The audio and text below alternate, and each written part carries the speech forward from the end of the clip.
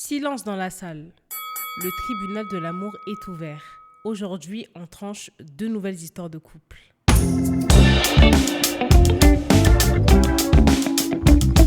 Salut tout le monde.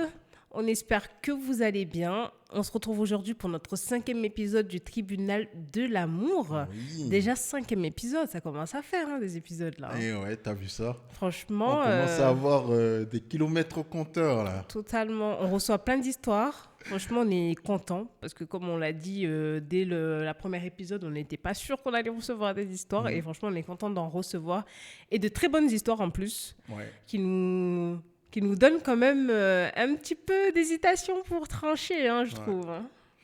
Oui, surtout les histoires d'aujourd'hui. Alors, il y en a une qui est un peu difficile à trancher en vrai. Je trouve qu'il n'y a pas vraiment de bonne ou de mauvaise réponse, mais voilà, je vais être le méchant du jour, je pense. Bon, on va pas vous faire patienter plus longtemps. C'est parti pour la première histoire du jour.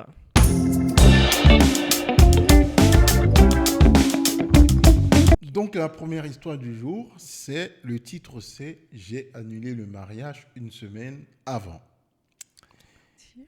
Voici l'histoire. Bonjour ma CBL, je vous écris parce que je vis une situation que moi-même j'ai du mal à comprendre.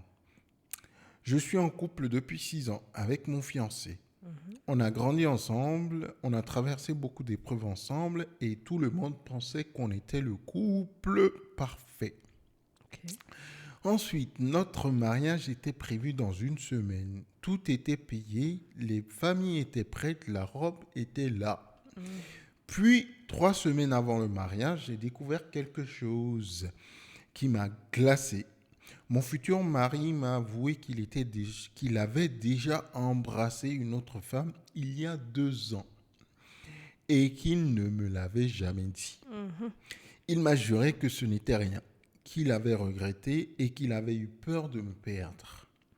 Je n'ai jamais douté de son amour, mais depuis cet aveu, je ne dors plus. Je me demande si on peut commencer un mariage sur un mensonge. À une semaine du mariage, j'ai tout annulé.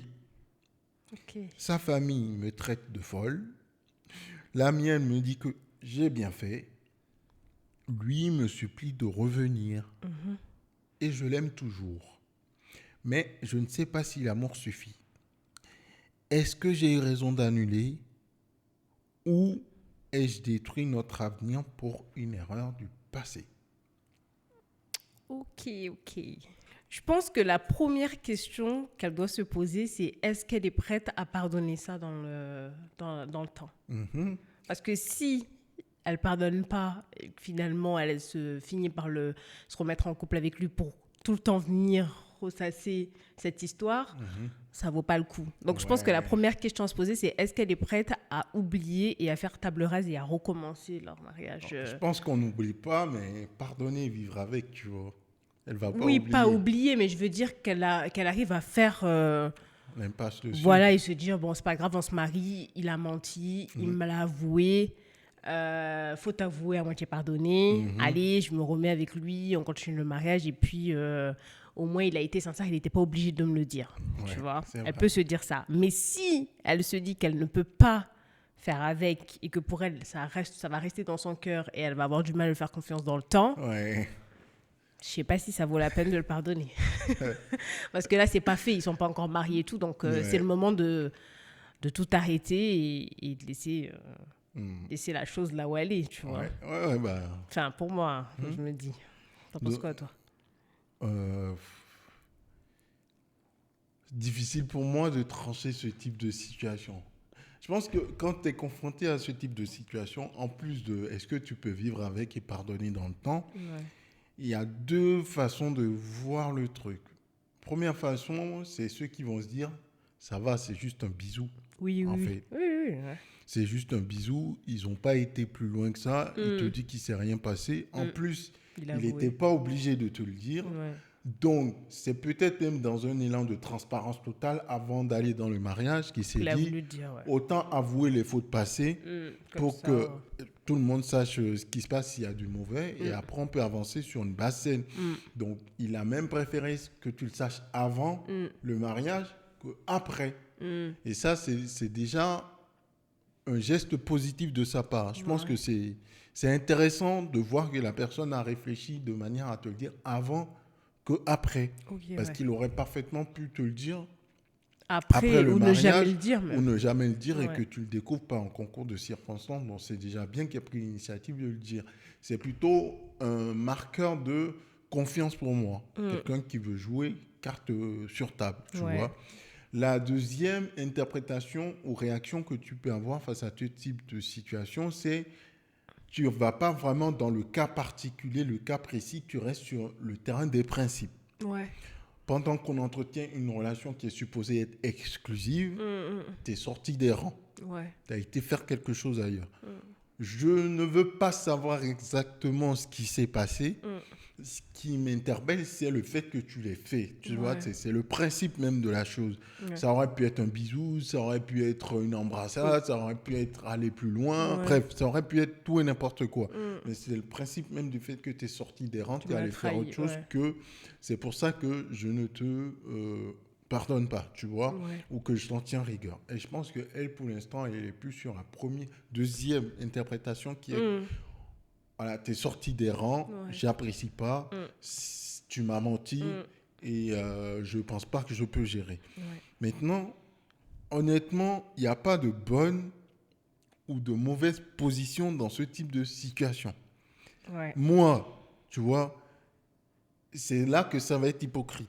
Moi, par exemple, je te dirais, si l'affaire ne me concernait pas, d'accord, je dirais, ben, c'est juste un bisou.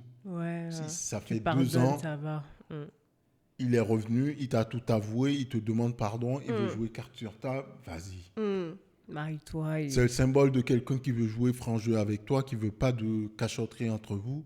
Vas-y, tu pardonnes, tu te maries et puis la vie continue. Tu vois, tu pourrais rater une belle vie, une belle occasion de relation avec lui juste pour ça. Tu vois. Maintenant, personnellement, si ça m'arrivait, moi, en tant que mec, d'accord, que ma meuf, elle me dit qu'elle a embrassé un mec il y a 2 ans par accident avant qu'on se marie et que je l'apprends 3 semaines avant notre mariage. Tu te maries pas? Je vais très mal le prendre. Et tu te maries ou pas? Je me marie pas. Ah, ok. Je me marie pas, tu vois. Et c'est terminé, votre relation, t'arrêtes là? Oui, je pense. Ok. Tu vois. Et c'est là que je dis, c'est hypocrite. D'accord. Autant, et c'est encore plus hypocrite que je vais dire que je vais distinguer entre un mec et une meuf. Tu vois. Oui, bah, j'imagine bien. Tu vois. Ça m'étonne pas. Je dirais, pour un mec, c'est bon, t'as embrassé. Tu rentres chez toi, t'oublies, ça fait 2 ans, c'est bon, il s'est rien passé depuis en plus, rien de plus. Et je suis resté constant avec toi en tant que meuf pendant près de 6 ans qu'on est ensemble et c'est le seul débordement qu'il y a eu. Tu vois, franchement, les mecs, voilà quoi, écoute, laisse tomber. Il t'a demandé pardon, il t'a exprimé tout, vas-y, tu passes l'éponge. Mais pour une meuf, je sais qu'en général, quand elle commence à faire ce genre de truc, c'est qu'il y a de l'attachement. Ben non, elle a embrassé et puis il ne s'est plus rien passé. Voilà. Elle a plus revu, donc. Tu vois? L'attachement est où? C'est pareil. Et je vais vouloir savoir si... Voilà. Ben non, il n'y a pas d'attachement. Comme je t'ai dit, je l'ai embrassé une fois, puis après, c'est bon. Oui. Je l'ai jamais revu. Donc, c'est pareil, là. J'ai besoin de savoir si... C'est qui, déjà? Tu vois? J'ai besoin de savoir c'est qui que tu as embrassé. Et est-ce que tu ressens toujours quelque chose pour la personne? Et si elle te dit non, je te marie toujours pas? Je peux envisager, tu vois, si vous remettez les choses à plat. Par contre, si par exemple, elle me dit c'était mon ex, c'est mort. Ah, ok, oui, bah, c'est quelqu'un qui va revenir souvent dans sa vie. Si c'est un mec inconnu comme ça qu'elle a je croisé sais pas en trop, soirée. bon, j'aurais du mal à le croire aussi parce que d'où t'en viens embrasser un inconnu comme ça, tu vois, est-ce que c'est pour le délire? Donc pour un mec, c'est ok, embrasser un inconnu, on peut se dire pour un mec, c'est ok, il a embrassé une inconnue et puis on s'en fout. Mais pour une meuf, c'est bizarre. Oui, voilà, c'est pour ça que je te dis que c'est hypocrite. Attends, je te donne mon fil de lecture. D'accord? Je sais que tout le monde ne va pas être d'accord avec moi, mais je te donne mon fil de lecture. Un mec peut faire des bêtises et rentrer chez lui et c'est bon. En fait, c'est vrai. En fait, Une meuf aussi peut faire ça. Comment? Il faut arrêter de croire cette histoire une meuf, si elle embrasse, c'est qu'obligatoirement, une meuf aussi peut embrasser sans aucune intention et elle s'en fout complètement du gars. Oui, tout à fait. Je suis d'accord avec toi. C'est juste parce que ses pulsions lui ont pris sur le moment, elle s'est dit, bon, allez, je le fais. Je suis d'accord avec toi. Non, mais je suis d'accord avec toi. Okay. C'est pour ça que je t'ai demandé, je vais vouloir rentrer dans les éléments de contexte pour savoir qui c'est. Ouais. Parce que si c'est son ex qu'elle a embrassé, bah moi je suis désolé, hein, la meuf elle a raison. Hein.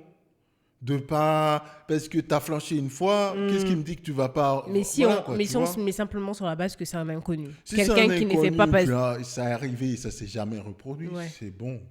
Donc toi aussi tu pardonnes ou pas? Moi? Oui. Ouais, si c'est un inconnu. Franchement, si c'est un inconnu, il n'y a pas d'élément de contexte particulier affectueux. Tu te maries avec? Je sais pas. Bah oui, je la prends, franchement. Je vais pas me prendre la tête pour... Franchement, je trouverais même exagéré de ma part d'annuler tout le mariage juste pour ça.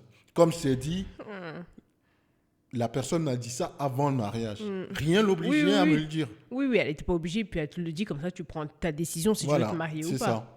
Donc, en fait, c'est même je vois ça comme une opportunité un nouveau départ, tu vois. J'avoue mes fautes, tu sais ce qu'il en est, et puis si tu veux continuer ensemble, on continue, tu vois. Ouais. Ok, la faute, elle existe, qui faute pas?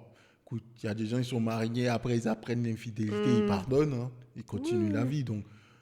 Oui, mais là, il n'y a pas encore de mariage, donc c'est le bon moment de prendre sa décision si elle veut ou pas. Exactement. Donc, pour moi, s'il n'y a pas d'élément de contexte particulier, qu'il n'y a pas d'attachement, c'est juste un truc qui est arrivé comme ça un jour, je sais pas, tu vas en boîte, tu as un peu bu, des trucs comme ça, tu vois. Mais s'il y a un lien sentimental précédent avec la personne en question, moi, je ne vais pas dedans. Je ne peux pas aller dedans parce que le risque de récidive, il est toujours là. Moi, je sais que c'est quelque chose que je vais avoir du mal à oublier et à passer dessus.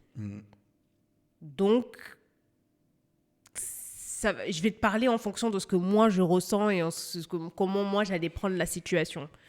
Maintenant, si toi tu es prête à oublier et à te dire, bon, écoute, il a été honnête, il a dit ce qu'il avait à dire, tu peux reprendre ton mariage et continuer ta relation. Hein.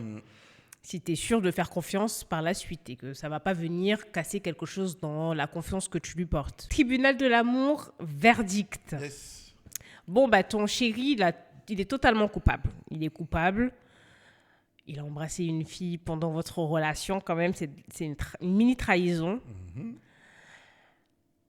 Mais bon, il te l'a avoué. Il n'était pas obligé de l'avouer. Donc, il est coupable, mais il est quand même venu te le dire avant de te marier avec lui. Ça te permet de prendre une décision avant le mariage. Pour moi, la réaction elle est complètement excessive.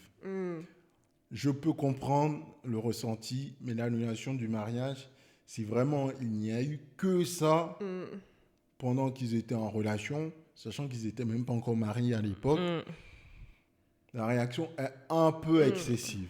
Ok, la décision t'appartient. Oui, mais il est coupable. Comment? Il est coupable. Il est coupable? Il est coupable. Oui, bien sûr qu'il est coupable. Oui, il est coupable, bien sûr, on est d'accord là-dessus. Il est coupable d'avoir posé cet acte. On est d'accord là-dessus.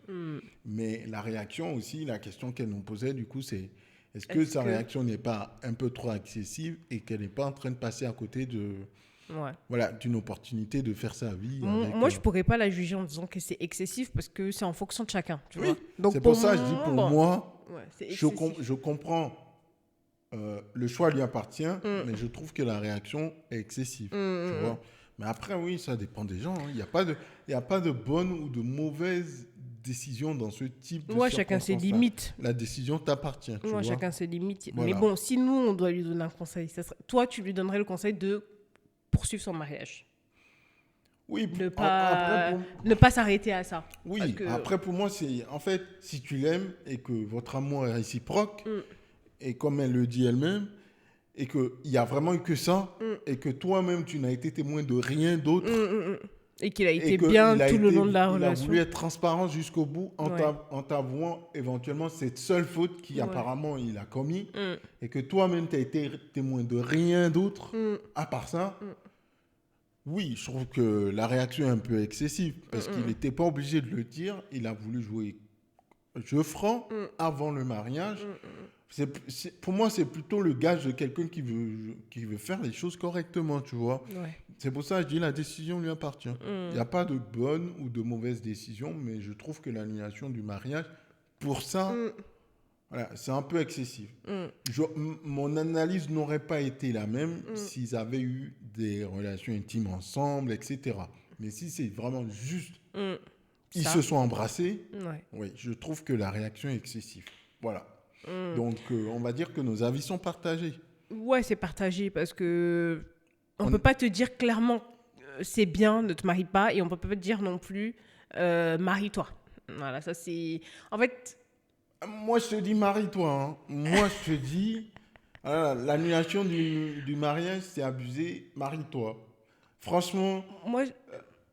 Moi, je dirais pas marie-toi, c'est en fonction de ce que toi tu penses.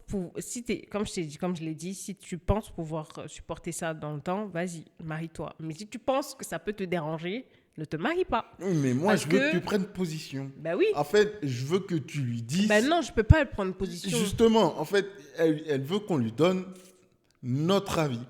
On peut pas juste lui dire, fais en fonction de ce que toi tu veux. Elle veut connaître notre avis à nous, genre... Qu'est-ce qu'elle fait dans ce type de situation? Qu'est-ce que je fais? Est-ce que tu me dis, marie-toi quand même, j'ai un problème, ou je me marie pas? C'est comme si elle venait se confier à nous, elle nous demande qu'est-ce que je fais? J'y vais ou j'y vais pas? Ouais. On peut pas juste lui dire...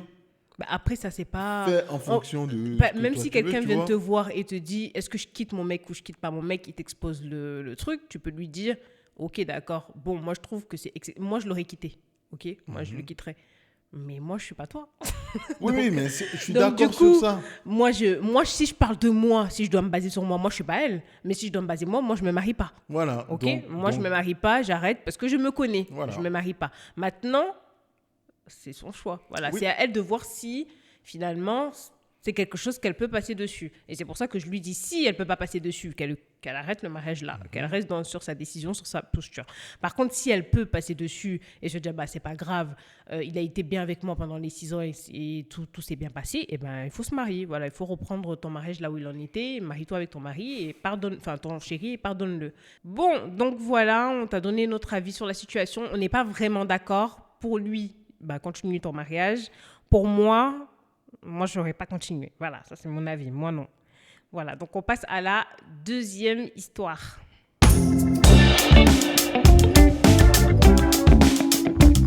Deuxième histoire appelée à la barre. Le titre, c'est « Je veux un enfant, mais pas avec lui ».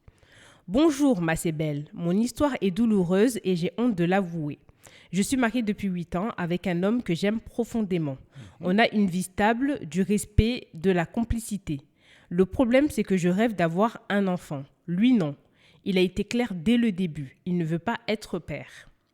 Pendant des années, j'ai pensé que mon envie passerait. Mais plus le temps passe, plus ce désir devient une douleur. Récemment, j'ai pensé à une chose qui me fait peur. Faire un enfant avec un donneur sans qu'il le sache.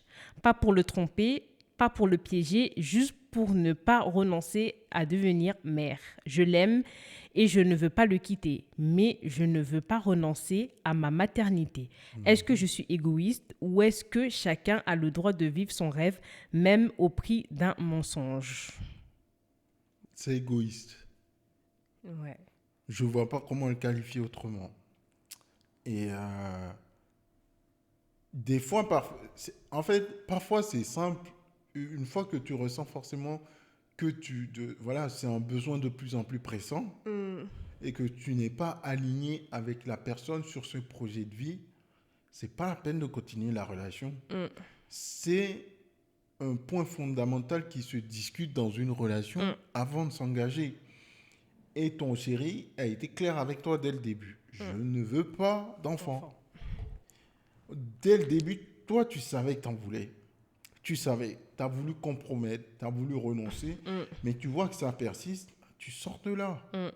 Ça ne sert à rien parce que là, c'est des acrobaties, de la gymnastique pour pouvoir mener à bon terme un projet personnel qui te tient à cœur, mais qui ne tient pas à cœur à ton chéri. Ouais.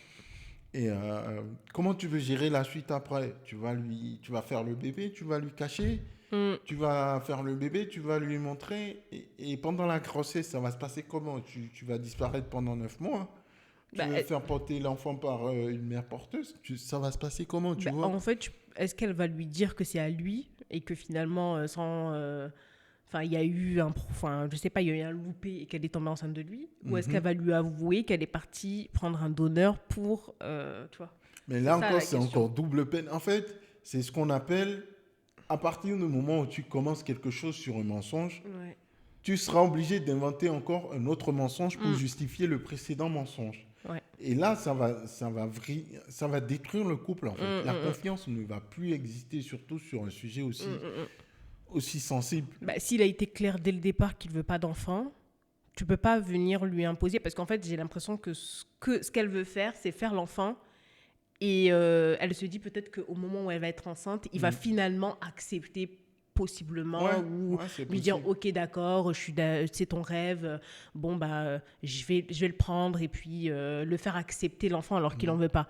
Donc c'est un risque à prendre et moi personnellement je pense qu'il faut pas le faire, il faut simplement arrêter comme tu l'as dit la relation et aller chercher un homme en plus qui va être En phase avec elle. voilà, sur qui ce va point, te tu faire vois. un enfant, un vrai, tu n'es pas obligé d'aller prendre un donneur alors que tu peux simplement arrêter la relation avec ton mec, ton chéri, et puis aller chercher un homme avec qui tu peux réellement fonder une famille et avoir un enfant qui est voulu des deux côtés.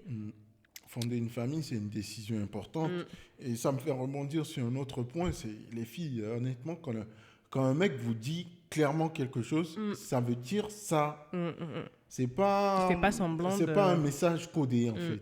Tu peux pas l'imposer ou le forcer finalement de faire venir l'enfant et te dire potentiellement, parce que je pense que c'est ce que tu veux faire, qu'il va peut-être l'accepter quand l'enfant sera là ou quand tu vas tomber enceinte parce qu'il t'aime et qu'il va dire j'ai pas envie de perdre ma femme donc je vais rester avec elle et puis je vais accepter l'enfant. Mais tu risques d'être déçu parce que peut-être que le fait qu'il en veut pas va totalement le faire changer d'avis sur votre relation et il va te quitter, il restera pas non plus. Donc qu'est-ce que tu veux réellement? Est-ce que ton désir d'avoir un enfant est beaucoup plus qu'être avec lui et rester en couple avec lui? Bah, je pense que oui, parce que si tu veux aller faire ça derrière son dos, c'est que le désir est là, tu devrais simplement le quitter et en plus chercher un homme avec qui tu vas vraiment fonder une famille. Parce que là, tu vas prendre un donneur et puis l'enfant n'aura pas vraiment son père qui sera présent, alors que tu as la possibilité de chercher simplement un homme avec qui tu vas créer une vraie famille et l'enfant va pouvoir avoir sa mère et son père. Tribunal de l'amour, le verdict. Bon, ben franchement, le verdict, t'es totalement coupable. T'es coupable de penser aller faire ce genre de choses derrière le dos de ton chéri. Ouais, ça se fait pas. Franchement, on pense à lui, pense à l'enfant aussi qui va venir. Du coup, si tu as recours à un donneur, qu'il n'aura pas vraiment un père présent, ou en tout cas, il ne pourra pas connaître son vrai père, etc. Bon, tout ça, c'est un peu trop laborieux.